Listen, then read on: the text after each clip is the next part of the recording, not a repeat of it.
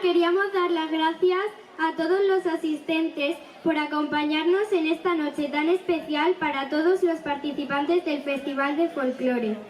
También queríamos dar las gracias al Ayuntamiento de Jarandilla por su apoyo incondicional al folclore y las tradiciones, por seguir fomentándolo y dejando que forme parte de nuestras vidas, gracias a su aportación y colaboración para llevarlo a cabo.